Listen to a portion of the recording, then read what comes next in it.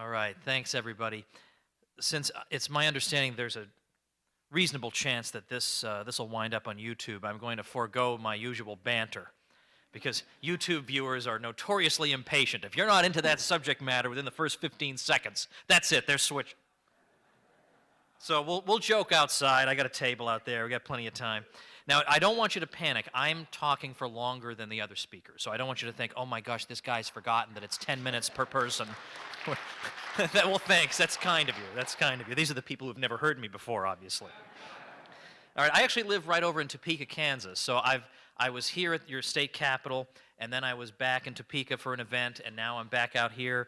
This is the way I like it. I can sleep in my own bed. It's close enough. This is great. I don't always like flying to Denmark or whatever. I'm glad to be right here with you guys and talking about what we can do as people who live in this part of the country. What can we do for the prosperity of our generation and generations to come?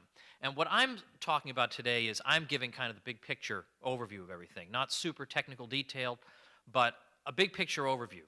Because I think people who support a free market economy, capitalism, these words almost seem like things you have to apologize for, that you should be ashamed for believing in. And even I think some people who do believe in them do at times feel overcome by a sense of guilt. So they'll say, well, I favor the free market, but I understand it has problems and we got to regulate it and we got to, there's always some apologetic thing. Whereas I find the left does not apologize. I support socialism. They don't say, I support socialism, but, I know there have been mountains of corpses, and I know this is an issue, and there's no corresponding sense of shame on their part. So I say, if they can be proud of that record, we can be proud of ours. So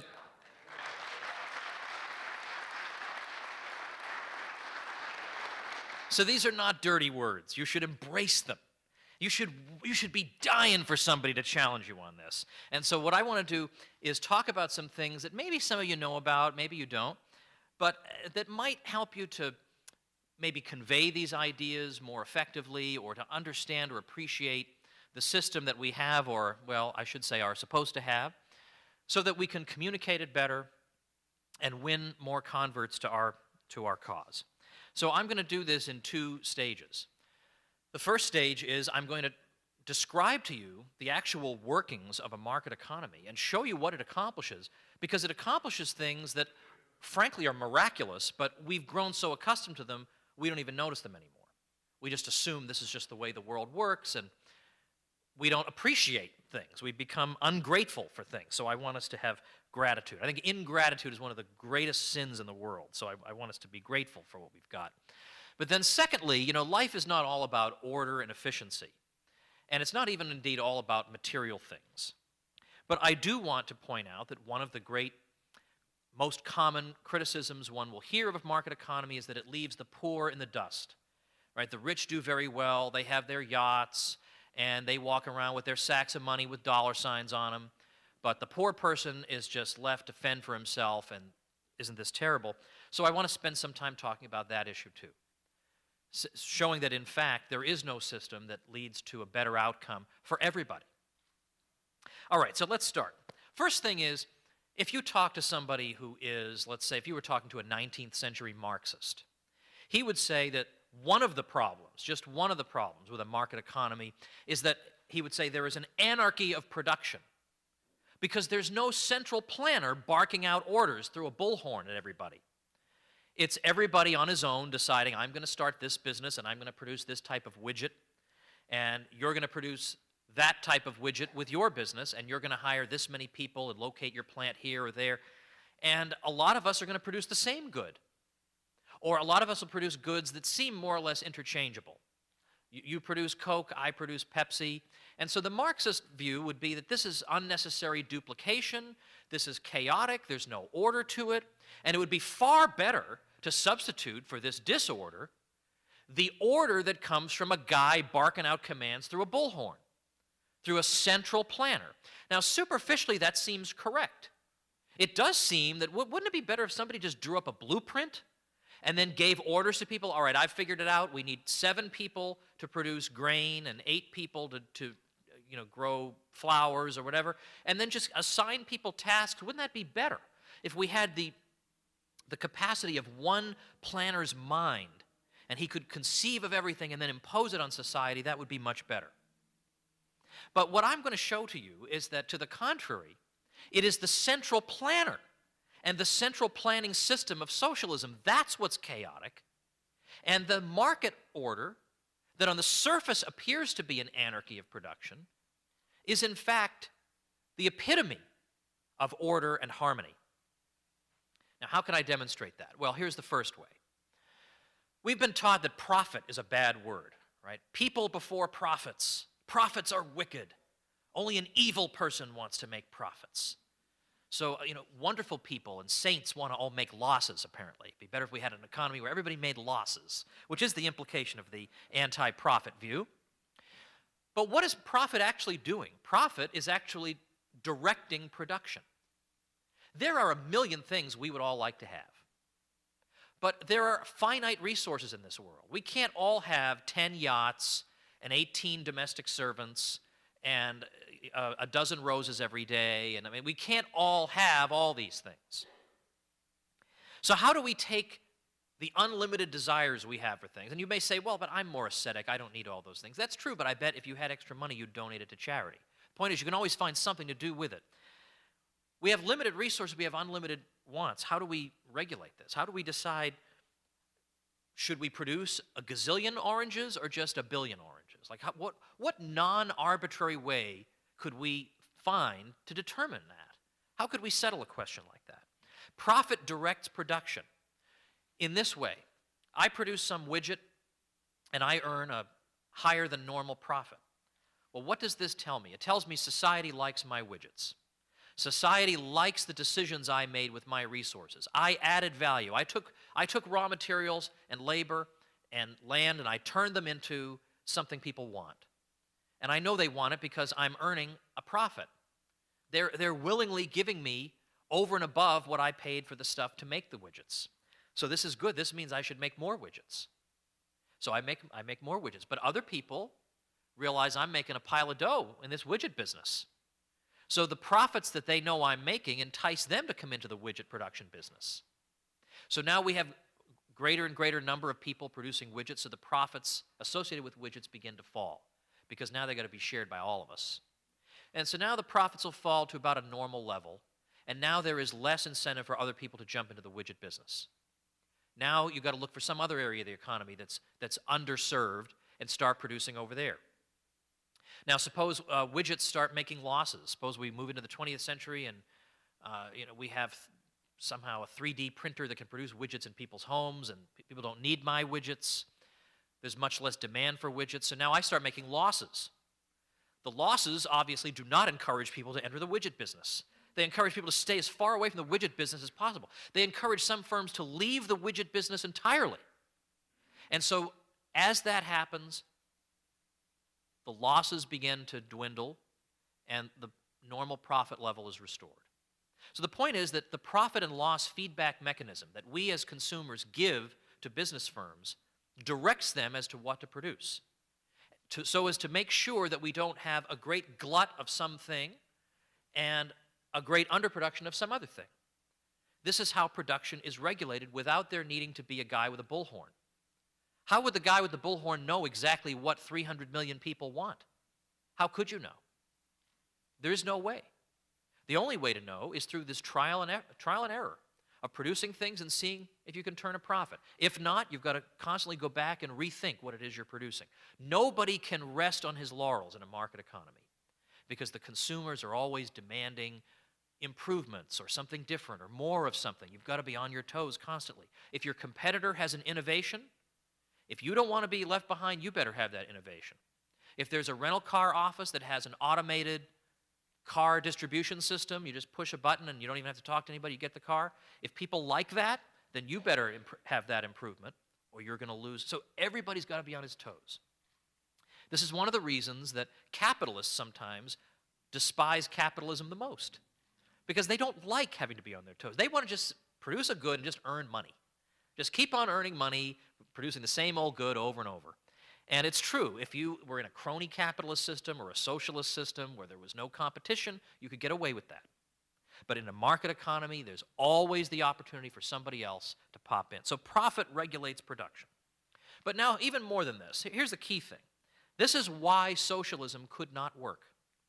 Now, people say the reason socialism can't work, and by socialism, by the way, I'm not talking about Sweden. I'm talking about the real live socialism as conceived of by Marx, where there is public ownership of the means of production, that you and I are not allowed to own our own private factories or capital goods or assembly line equipment or banks or any of that. We cannot own that privately. That is owned collectively or by the state. That was classic socialism. Now, the reason that's been given that why that can't work is that, well, there's no incentive for people to work because everybody gets the same pay, and so why would you bother working? That's an issue. But the central issue is actually something different. This was an issue that was touched upon in 1920 by Ludwig von Mises in an essay called Economic Calculation in the Socialist Commonwealth. This is an essay that if we really did live in a free society, all school children would read. As it turns out, none of them have ever heard of it. But it was in this essay that Mises showed why this can't possibly work. And what he showed is this. He said, what we have in a market economy is the ability to calculate profit and loss. Because a businessman can say, let's see, here were my inputs. I had 1 ton of bricks, 1 ton of lumber, and 1 ton of steel. And then I produced these consumer goods and I earned this much in revenue. Now let me compare my revenues with how much I spent on the steel and the lumber, etc., and see how I'm doing. Am I doing well or am I doing badly? Let me just do the arithmetic here and see how I'm doing. And then I will adjust my production decisions in the future. Maybe I need more of something else, less of another thing. Maybe I should locate my physical plant 2 miles down the road where the property values are less, but my transportation costs will be more. You can figure all this out because you have numbers to attach to these things. You can figure out, should I be located here or there? Should I use this production process that uses mostly rubber? Should I use this production process that uses mostly lumber? Well, if you didn't have any numbers, any dollar amounts to attach to those inputs, how would you evaluate whether, if they were both equally productive, should you use the lumber or the rubber? You'd have no way of knowing. But in a market economy, we have prices for all these inputs. Prices come about because you and I buy and sell things. That's where prices come about. Think of it as like a great auction. At an auction, the final bid is the high bid. High bid wins. There's one seller and a bunch of buyers. A market economy is like a bunch of sellers and a bunch of buyers. And prices settle at more or less an equilibrium point. These prices tell us things. They help us to calculate what would be the best way for me to produce widgets given these prices.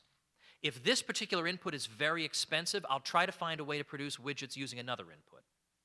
And the reason this particular input is expensive is because a lot of other production processes need this input and they are bidding for it. So it's through these various bids and the settling of prices that we ensure in a market economy that we produce the most highly valued things with the lowest valued inputs we can, so that we conserve and are good stewards of the limited resources we possess. It is the price system, freely arrived at, not with any dictator, nobody with a bullhorn, just the natural process of buying and selling gives rise to these prices, which allows entrepreneurs to calculate how they're doing. Are they producing profits or losses? And if they're making losses, can they figure out where are the losses coming from in my business? If I'm a baker, are the losses coming in my pastries or are they coming in my bread? And then they adjust their production processes accordingly. And this is how order comes about, because we can calculate profit and loss. Now, Mises said, suppose you had a socialist economy, however. In a socialist economy, there is no private ownership of the lumber, of the steel, of the assembly line equipment, of the factories, of all this stuff. This is all owned by the Central Planning Committee. And because it's all owned by one thing, there's no buying and selling. Nobody buys and sells. Like I wouldn't sell myself this tie. Like it would be nonsensical. It would be pointless. It would be a child's game because I own it already. Well, if the government owns all the inputs of production, they're not going to buy it. There's no buying and selling of it. And if there's no buying and selling, there are no prices. So therefore, the Central Planning Committee must make decisions for millions, tens of millions, hundreds of millions of people completely in the dark. They have no way of knowing which production process is the most efficient because they have no way of comparing lumber and rubber. I mean, they're incommensurable. There's no third unit you can compare them with. So they have no way of knowing what to do, what to produce, where to produce it, how much to produce, using what process, using what inputs. They are completely in the dark. And the result is ludicrously and destructively uneconomic decision-making. In fact, the socialists basically had to cheat. What the commies basically did was they just looked on the world market and they looked at what were the capitalist countries paying for steel, and then they would sort of arbitrarily slap that onto their own steel prices because they had to have some way of figuring out relative scarcities and which is the best process to use. So they wouldn't dare actually have a whole world operating like this. I mean, there was an old joke about from the commies that they would in fact let one market society survive so they would know what to charge for everything. So you see, they recognize there's a problem here. You can't figure out what to do without this feedback mechanism in the form of prices. And so what you're going to have is complete chaos. You're going to have tractors, but you're not going to have anything to power them with. You're going to have a whole bunch of one thing and none of the complementary good that's necessary because you don't have this decentralized price mechanism that occurs spontaneously on the market. So the central planner produces chaos, and the market with no overall central plan produces order. It's contrary to what you would be led to expect. It seems counterintuitive, which is why so many people reflexively even today feel like, well, maybe if we had a central plan, it might, it didn't work in these other countries, but it does seem like it should work better. But it doesn't, it can't. And finally on this point, even when we look at the smallest, most modest little product, there are actually miracles contained in it. Now, some of you are familiar, I would assume, with an essay written many years ago called I, Pencil. And it's an essay written by a guy named Leonard Read, and he's writing it from the first-person point of view of a pencil. So it's like the pencil is writing the essay. And the pencil is telling you, basically, I am like the most interesting thing in the world. And you think, this is one uppity pencil, right? But he goes on to say that, I mean, look, he says, think about all that was necessary to make me possible. I'm a modest little pencil. But he says, first of all, what's the pencil made out of primarily? Wood. So, but the pencil is trying to convey to you is that nobody in this room knows how to make a pencil. Nobody in the world knows how to make a pencil. Now you think now the pencil is being way too ambitious with that claim. But because you think to yourself, well, my friend Fred works at a pencil factory. I'm sure he could make a pencil. But think about it. The whole process of making a pencil, no one could possibly know. Pencil's made out of wood. How are you going to get that wood? You got to chop down a tree. If you're going to chop down a tree, you need an axe or a saw, which means you're going to need steel, which means you're going to need to get iron ore. You're going to need to know all about that. You need to know about mining. And then not only that, but you also need the rubber for the eraser, which is a whole other production process. You need trucks to transport the wood and the rubber. The trucks require gasoline. They need rubber for the tires and all these other things. There's the graphite, which comes from South America. And then there's a little metal thing at the top. I mean, there's all this stuff. Then there's paint that has a million production processes associated with that. And when you consider it all, there is no one brain that could have the technical knowledge to pull off the production of a pencil. So you would think if you just heard somebody described all those steps, and believe me, I haven't even touched the tip of the iceberg with the pencil production. Somebody described that to you, you would think there's no way we could make such a miracle item. Right? This would just have to come from, Martians would have to bring this thing to us.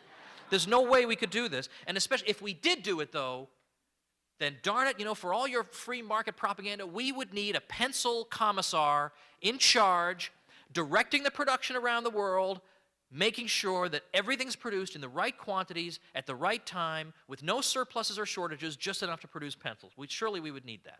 And yet, look around you, right? There are more pencils than you know what to do with. Like you see a pencil on the street, you throw it in the garbage, like it doesn't even mean anything to you. You don't stand there and say, oh, miracle of creation, I can't believe.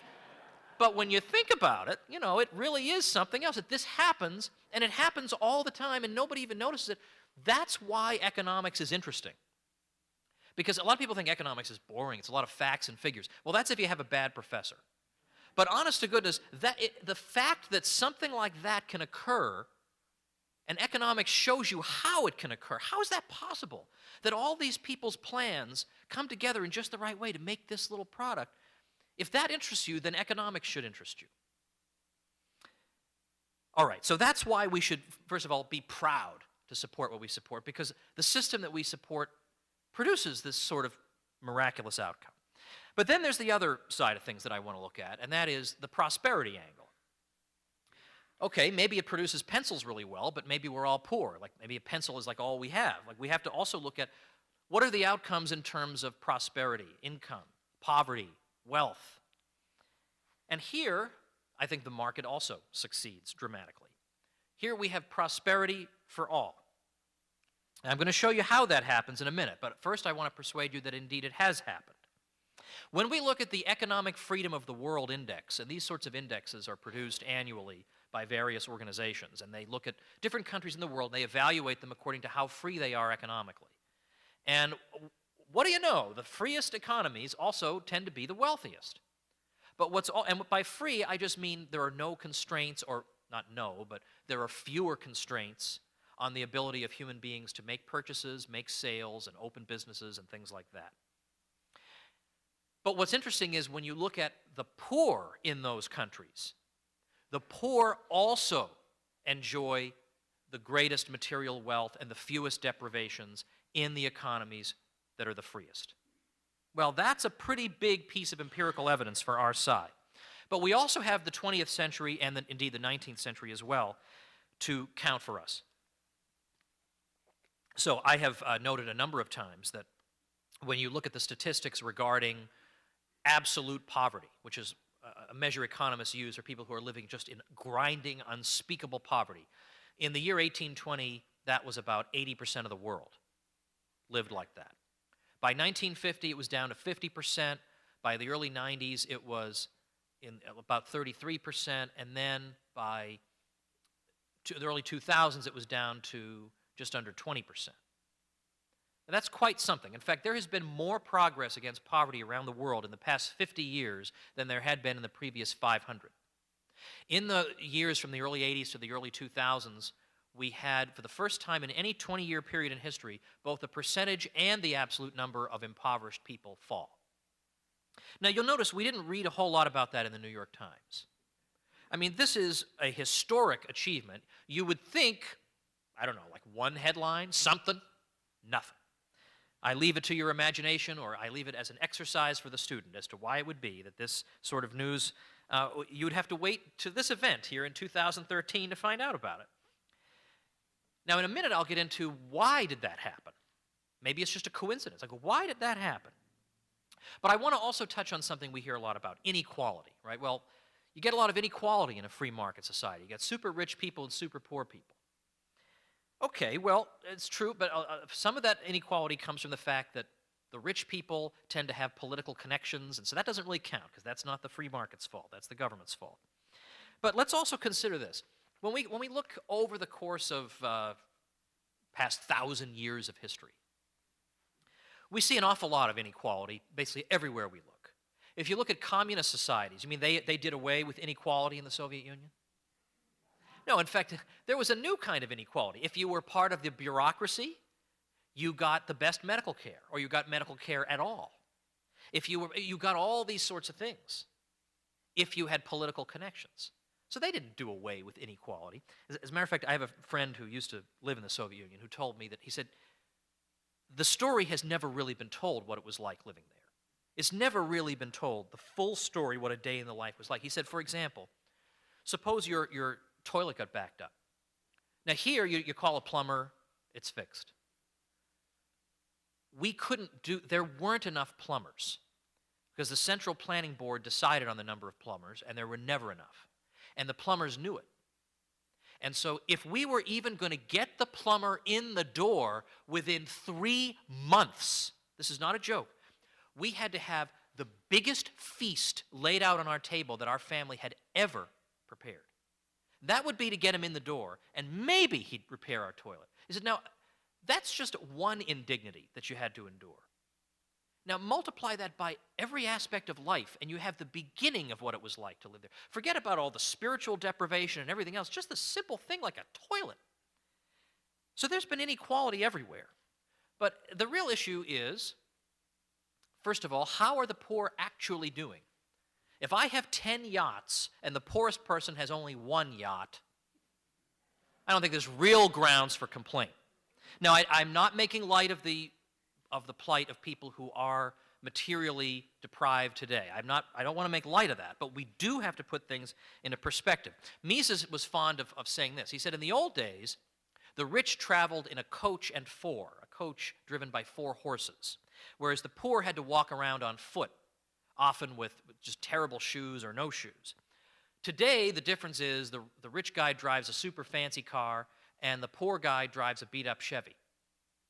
So yeah, sure, there's a difference. There's big inequality there. But there's obviously far, far less of a difference between a fancy car and a lousy car than there was between a coach and 4 and walking on foot. Moreover, we all enjoy amenities that even the Habsburgs couldn't have imagined. You know, at their summer home, they didn't even have flush toilets. This was the most famous name in European history. Didn't have, and then we just sort of take this for granted, like, well, of course, everybody's going to have this. Everybody's going to have, I mean, when you look, one of my favorite old shows is The Honeymooners. Now, Ralph Cramden was a cheapskate. I'll grant you that. But the point is, it was conceivable that at that time you could have no refrigerator, no telephone, no radio, and no TV. That was considered at least possible. Like, they weren't considered complete oddballs and outcasts from society. Now, everybody has these things. They still feel like, I haven't been given enough stuff. I need more. Somebody give me some more stuff. You know, again, there is not the pause to recognize we should be thankful for this, that the worst kind of poverty, like the kind that Americans couldn't even begin to conceive of, has more or less been indeed eliminated. Then around the world, you look at the poorest countries. From the 60s to today, their caloric intake has increased by 1/3. Their life expectancy as compared to the richer countries has gone up from 60% of that life expectancy to 80% of that life expectancy, and so on. We've seen in late 19th century England, the difference between the rich and the poor in terms of life expectancy was 17 years. Today it's 2 years. It used to be, between the rich and the poor, there was a difference of 5 inches in height. Now it's less than 1 inch. In the United States throughout the 20th century, the real incomes of people in the bottom quintile, that is the people in the lowest 20% income distribution, have seen their real incomes increase by 1,900%. Well, that's not a record to be ashamed of, or to run away from, or to be embarrassed by. Now, my remarks would not be complete if I did not say something about money. We're talking about sound money at this event, in part. So let's see how money fits into this.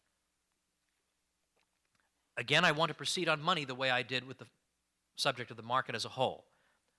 Order and efficiency, and prosperity.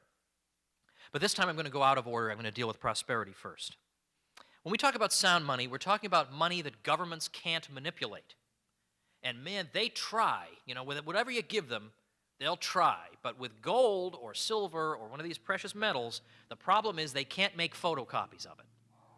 They can't print up a whole lot of it. And that's why they hate it, because it constrains their ability to spend, and it constrains their ability to siphon off resources from the rest of us. Because think if you were a counterfeiter and you just printed up money that looked like real US dollars and you started spending it, you would be just taking stuff from everybody else without contributing anything. The normal way you get money is you contribute something, you get paid for contributing it, and then you go out and buy something. So you gave society something, then you take something.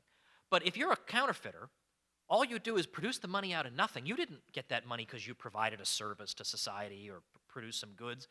You just created the money out of nothing. Then when you go to spend that, you're just grabbing. So when you earn money honestly, you earned it because you gave and then you grab.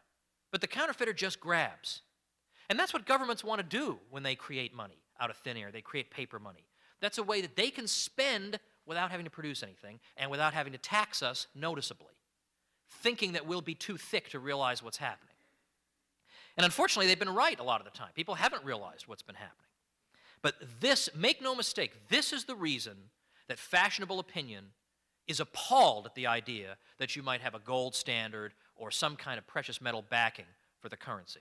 It is not because this is bad for the economy or all the phony baloney excuses they give. It's because this means less power for the government and less power for its favored constituencies. That is the reason. There is no other reason. That is why they are opposed to it. And that is why Mises said that sound money belongs up there on the list of guarantees of liberty, up there with written constitutions and bills of rights. The very fact that fashionable opinion and the political class are opposed to sound money is almost everything you need to know about the importance of sound money. I've sometimes said that the next best thing after being right all the time is being wrong all the time. Because I can pretty much lead a very good life, intellectually and morally, by doing the exact opposite of everything Barack Obama recommends, right?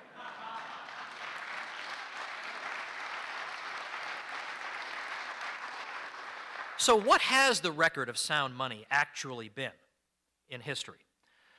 Well, as I said at the state capitol earlier this week, let's see, what has the record been like? I mean, I guess we'll have to look back, and maybe it's been, a little bit of this, a little bit of that. Well, it turns out that actually it's been pretty darn good. That in England, when England was on the gold standard into the 19th century, England had basically the greatest period of economic progress in the history of the world.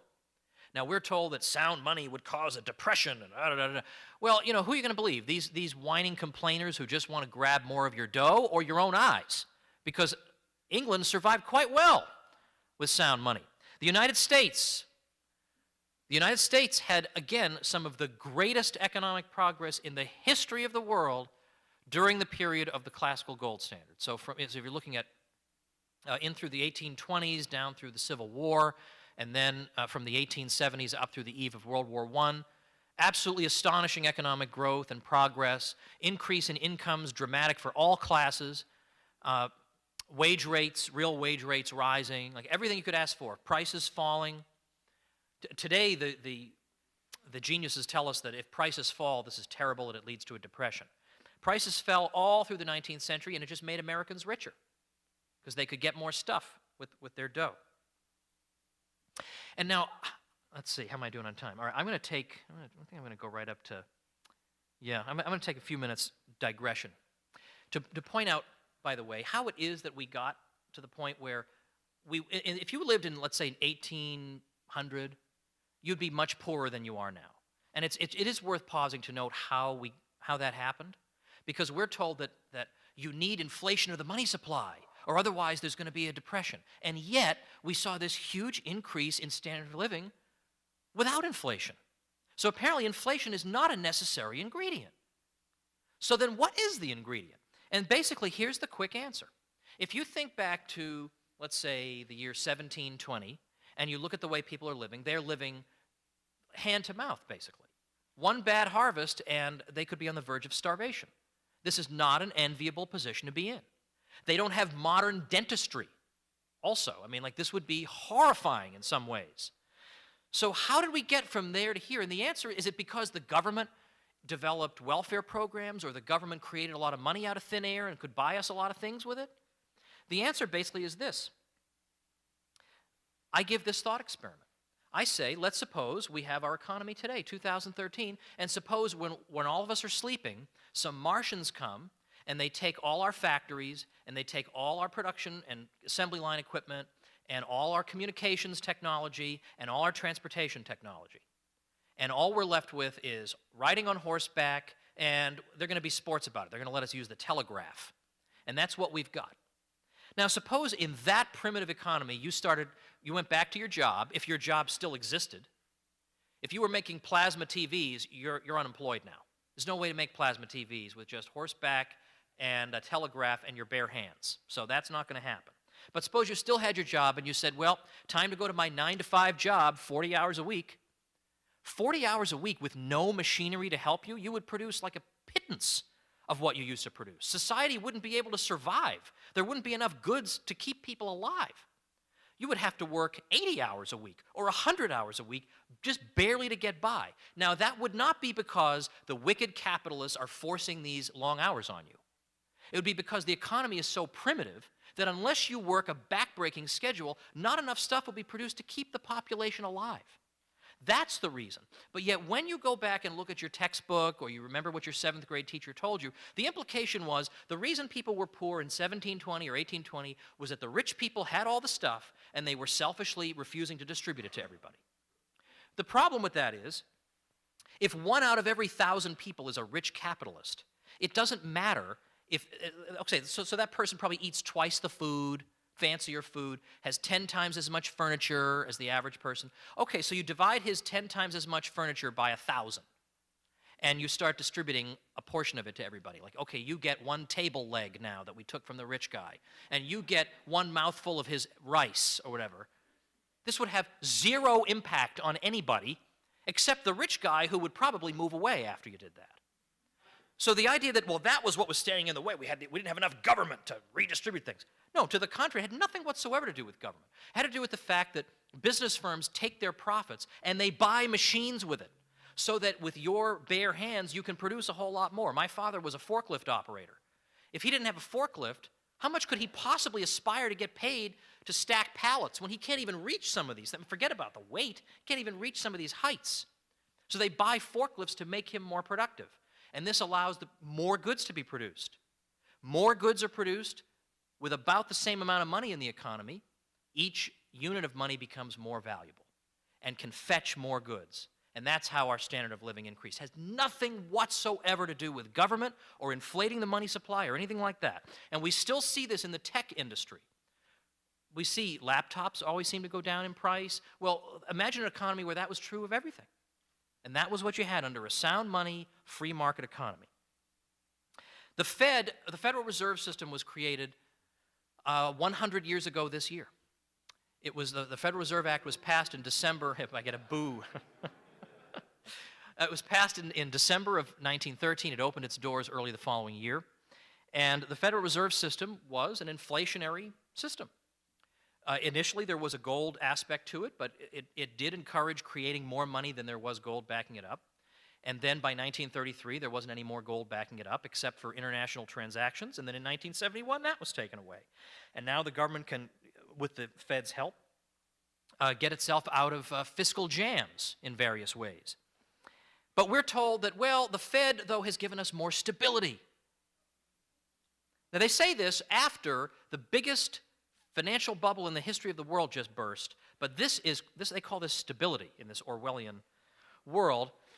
But it turns out, I've actually done work on this, it turns out that to the contrary, the Fed, contrary to what we think, has not given us fewer or shallower recessions than we used to have. And if you're interested in this subject, because you will have people saying to you, before we had the Fed, we had ups and downs, how can you blame that on the Fed? Ho, ho, ho, ho, they'll say to you. I have a page on my website dedicated to this, tomwoods.com/panics. tomwoods.com/panics has a talk by me on this subject specifically and some links if you want more on that. And I'll note also, by the way, a lot of people follow my videos and stuff and follow me on Facebook and Twitter, and I appreciate that. And none of them know that I blog every day. I blog like 3 to 7 times every weekday. So visit me at tomwoods.com for that, please. Okay, so we don't need to go into that. I'll just say I've got the data there if you want to examine it.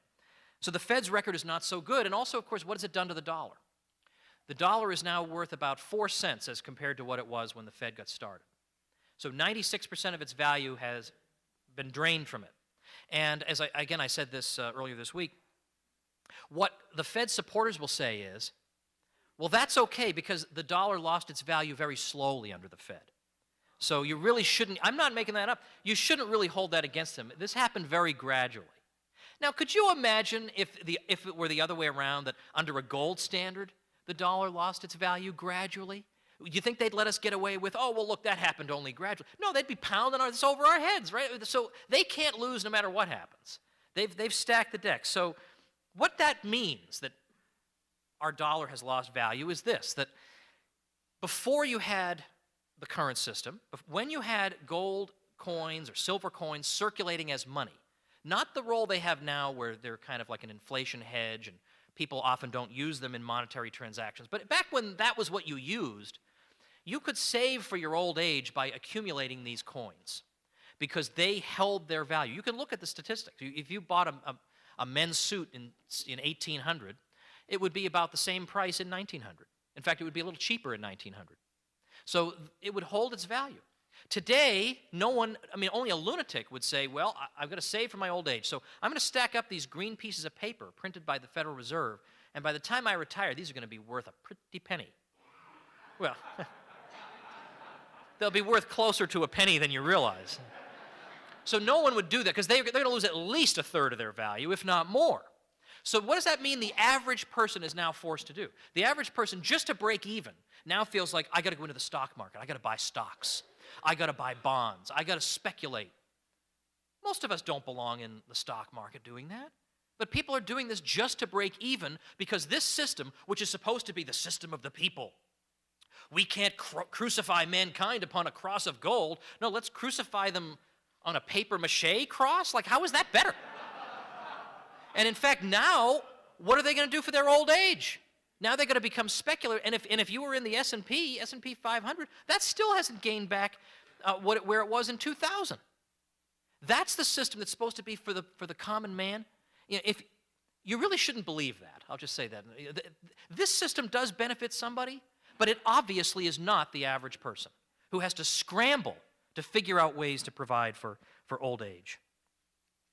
Okay, and then my last point about money would be order. How does a free market in money provide order? The same way that the market in general provides order, by regulating production, by profit, and making sure that we get things produced in the way that is least costly in terms of foregone opportunities. How about money? Well, exactly how a completely free market in money would work is beyond my scope today, but I have a page for that, tomwoods.com/money, if you want to learn about that. I make these pages so that I can not seem like I'm copping out. Like I say, look, I really have talked about this, and now you can go look at it. But here's the basic gist of how it works. If you have a free market, if you treat banking like it were any other business, no special privileges, no bailouts, just a regular business like any other business, the way it works basically is like this. The bank stores your money for safekeeping. The bank can be used as an institution that you write checks with, so it sounds kind of like a bank today. But the interest rates that you would see would be meaningful. That is to say, what money and interest rates help to do is to coordinate production over time. And what I mean by that is the price system helps us to figure out what goods we should produce. Because you can figure out, well, I'd make more profit if I produced widgets as opposed to popsicles or something. You figure that out by thinking in terms of the price system. But it's not just what product should I produce. It's how long-term of a project should I take on? Should I invest in a project that's going to take 3 years before it'll turn a profit, or 4 years before it's completed, or whatever? These things also have to be decided. Because if I'm going to work on a really long-term project, I need to borrow resources to sustain myself during that project. And if people in society aren't ready to lend me those resources, then I can't sustain my project and I shouldn't begin it. And interest rates basically regulate this. When interest rates are low, entrepreneurs will say, okay, now's the time for us to invest in our long-term project because we can get cheap financing. Why do they get cheap financing? Because there are a lot of funds available that people have saved. And those resources allow the completion of these long-term projects. But when you get a Federal Reserve involved that has a monopoly on the money supply and has government privileges, it lowers interest rates artificially, which misleads entrepreneurs into thinking, now's the time to invest in my long-term project. All these resources are available. But they're really not. This is a false signal. This is white noise that's interfering with their ability to make sound, orderly economic decisions, and this is where you get the boom and bust. When you have a free market in money and a free market with interest rates, you get economic progress. When you have the system we have now, you have some progress mixed in with a fake boom, and then this leads to a crash, and then some progress, and then a crash. And you get this cyclical pattern. Karl Marx said the cyclical pattern is because capitalism is stupid, and it's got contradictions built into it. And there are people, even free marketers, who believe, well, you got to take the good with the bad with the free market. That's not true. And in fact, that's what the Austrian free market economists have shown, is that this part of the economy that it goes up and down, that is not a natural feature of a market economy. There's no reason that that should happen. It is caused by this systemic intervention into the most important market of all, the money market. Money is half of every transaction. If you are meddling with that, interfering with that, that's a system-wide interference. You're going to have a system-wide consequence. If you're interested in that, I have a page for you too. LearnAustrianEconomics.com. Austrian economics, of course, is not the economics of Austria. I have no interest in the economics of Austria. This is a school of thought that had basically warned that this was going to happen, and, well, we just kept on doing it. And I don't mean we. By we, I mean the Federal Reserve. I certainly don't mean we. Okay, I was going to conclude, I think I'll conclude just without this, but I was going to conclude with the what about Sweden objection. You do get that once in a while, so I'll give you the 60-second rebuttal to that. Once in a while you'll get, okay, I understand we shouldn't have gulag socialism, where people are being killed by the tens of millions. I'll grant you that. But why can't we have Swedish socialism? Like the Swedes seem to be doing okay, right? I mean, they've got a huge welfare state, and they spend a whole lot of money, and they're doing okay. What's the matter with you, you Neanderthal? Like, you will get that objection. So the quick answer is, basically, Sweden could only afford that welfare state because they had a free market. In the late 19th century into the 20th century, they avoided war, and they became a wealthy country. And then they started blowing all this dough on all this government spending. But as late as 1950, Sweden's government spending was only about 21% of GDP, which is not outrageously large compared to other countries. But it was the 60s and 70s where the government really, really grew dramatically in Sweden, and that's where they began to lose their international competitiveness. They went from being the fourth wealthiest country in terms of GDP per capita of the industrialized countries to the early 90s being down to number 14.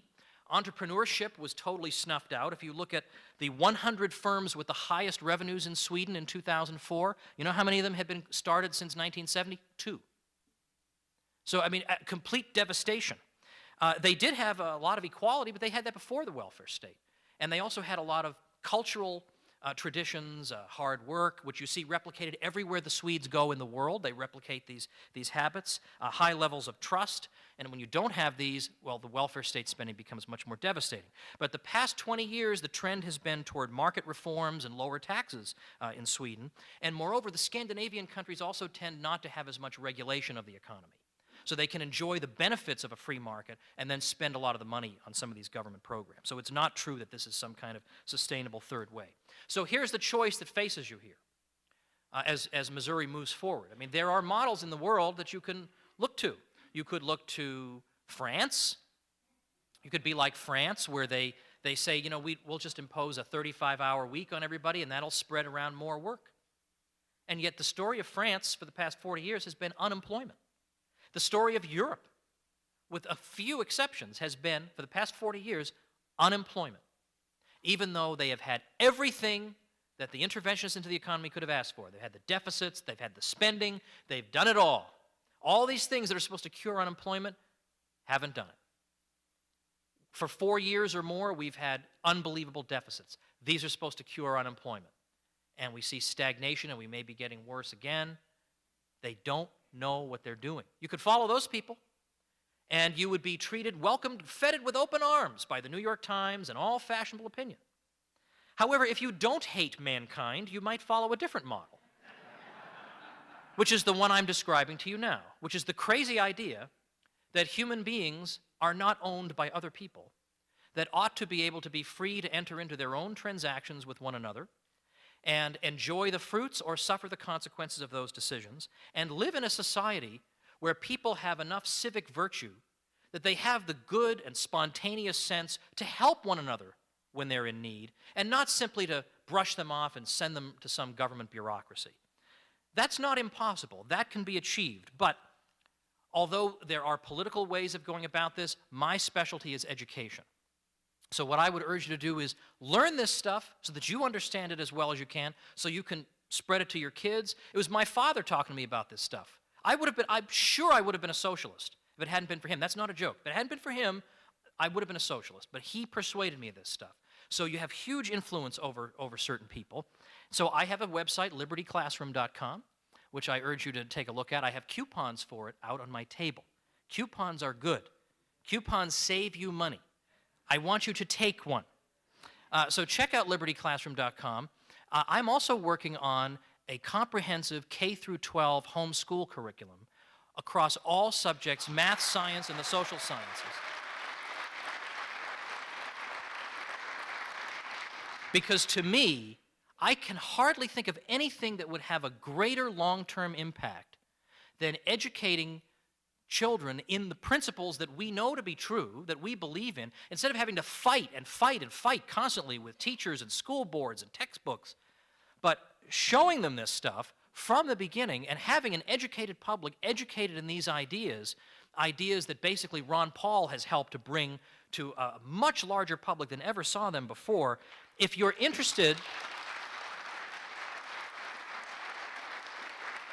if this interests you, then hop onto my list. I have an e-letter I send out every month. I don't sell it. I don't advertise. I don't take ads for it or anything like that. I'm not making money off my email list. It's just to keep people up to date on things.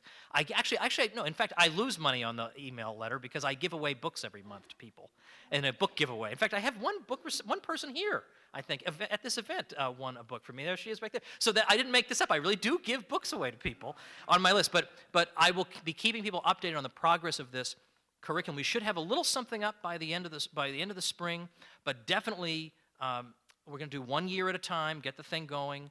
The first 4, 5 years, 6 years of the program will be free. You won't have to pay 1 cent to be part of it. And so just sign up for my letter, woodsletter.com, and I have talked way too much, and I appreciate your patience. Thank you.